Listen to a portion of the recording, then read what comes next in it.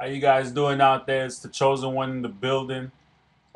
Just want to give you guys a quick recap of what happened on Monday Night Raw tonight for those of you who were unable to watch. And for those of you who watched, I'm going to give you a little bit of opinion from the PWS Nation speaking on behalf of the Pro Wrestling Spotlight.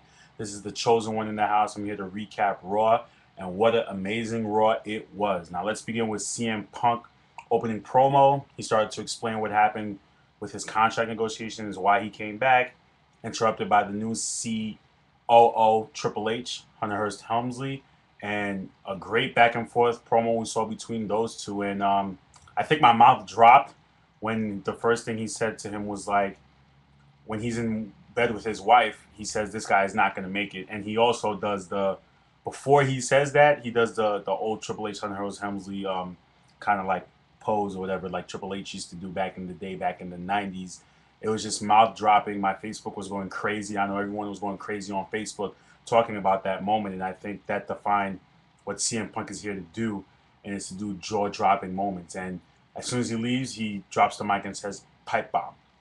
And for the first time, you've actually seen Triple H kind of speechless. I mean, I think he caught him off guard. I don't know about what you guys are thinking about that, but I think he caught Triple H off guard because no one's ever seen Triple H speechless in cutting promos back and forth. I haven't. I certainly haven't in my day, and I think CM Punk completely caught him off guard with that promo, and it was an excellent way to open the show. I know ratings are through the roof. I can't wait to see the final numbers on the Nielsen ratings on that promo specifically because when CM Punk has the mic, you never know what he's gonna say. And I also like the fact that going back to that is that he cut Triple H is ready to leave. Triple H was done. His music already hit, and he told him no, come back. He's not done saying what he has to say, and I think that was an excellent way. Whoever creative genius came up with that, it was just brilliant, brilliant on their part. Next, we have the Divas Battle Royal. We see Beth Phoenix winning that. Now, Beth Phoenix is one of my favorite divas. Now, a lot of you may not like the divas, may think it's bathroom break time, but I actually like the divas. I'm the one on the show who likes the divas, and I think it was a great spot to have her win that. And it was a great spot to have Kelly come in the ring and think, oh, all right, she's going to give her a hug, and then Beth Phoenix turns heel. Um, and that's what Beth Phoenix is known for. Beth Phoenix being face, I really didn't like it. It's not her character, doesn't fit who she is and in her in-ring ability. And I think and I believe it's a great angle to have her come in and win the women's championship. I'd like to see her win the Divas championship, excuse me, that's referred to now. So Beth Phoenix wins the Divas Battle Royal to become the number one contender to face Kelly at SummerSlam for her championship. The next match, but before that, we see a promo between The Miz and R-Truth. Now, R-Truth is growing on me. I'm going back and forth with R-Truth because at first I liked him and then I didn't because he sounded so made a black man seem so stupid. But then after a while, I thought about it and I'm like, this is really funny to me because you gonna get got. That's really funny to me. That's just hilarious, hilarious. And he said something to the Miz. He was just like, if we already knew that CM Punk was going to be the champion, something along those lines, then why did they have him compete in a tournament? And it had the Miz thinking for a little bit. And Miz seemed like he was getting a little bit annoyed with R-Truth, but then when R-Truth said that, it kind of rung a bell into his head. And then they had their match against Rey Mysterio and John Morrison. John Morrison back in his first official match since his injury from R-Truth. It was a good match. It was a solid match, solid bumps, solid spots. And then after the match, you saw R-Truth kind of throw the thing in John Morrison's face. So I think that's kind of leading up to a match at SummerSlam. They haven't announced it yet, but pretty sure they're gonna have a match at SummerSlam. They're gonna duke it out. But I guess with me, I just love the whole R-Truth. You gonna get got. That's just priceless. And a lot of people, I want to ask you guys a question. What do you guys think about his music? A lot of people think that he should have a music. It shouldn't just be the truth shall set you free. He should have some kind of theme song. But I think it should be the way it is. And it's just R-Truth character. Keep it going. Keep it going. It's a good thing. And I like it. And Miz, I'm kind of I don't know where he's going right now. He's kind of at the mid card level. He's not in the main event like he was before he was championship. It's kind of a new direction, and a lot of people like it. A lot of people don't. Back in the day, back in the '90s and the 2000s, once you saw a guy make it to the main event, he was there. He's done. Nowadays, you kind of see them. They give the guy the title, they take it away, then they bump him back down to mid card. That's just the way this. That's just the way the new era of wrestling is going. And I think that's what they're kind of doing with the Miz. Um, he was there, and then now they're bumping him back down. Next, I think we have the promo between then we see Dolph Ziggler. Then they kind of promote WrestleMania. That's what they did. They promoted WrestleMania coming on in 2 weeks on NBC. They've been doing it the last couple of years, putting WrestleMania on TV. And then now we had the Dolph Ziggler and Alex Riley promo. I'm looking forward to that match. I think it's going to be a great duking out between those two guys. Excellent competitors. I actually like Alex Riley.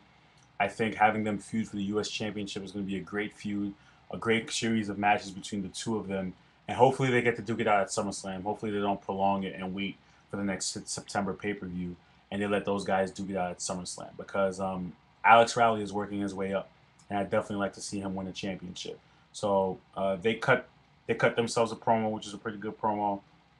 And we saw a tag match. Woo woo woo. Zack Ryder getting some airtime. A lot of people are Zack Ryder fans. He's the internet champion. They teamed him up with Santino. I thought Santino was hurt. Kind of confused about that. I thought he was hurt, but I guess he's able to compete. And then now he has a sleeve for the Cobra. He has a sleeve for the Cobra. So Santino, they lost to Michael McGillicuddy and one of my favorites, David Otunga. Yes, I said it. David Otunga is one of my favorites.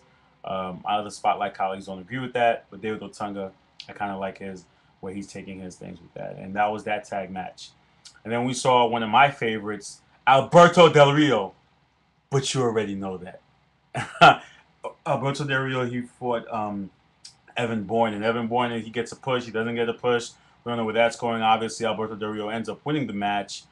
But then Kofi Kingston comes in for the save because after the match, Alberto Del Rio applies his finishing maneuver on Evan Bourne. But then we see him coming for the save, Kofi Kingston. So I think that's leading up to a match between those two at SummerSlam. They've been feuding as of late over the last several weeks since Alberto Del Rio lost to Kofi Kingston during that qualifying match for the championship tournament.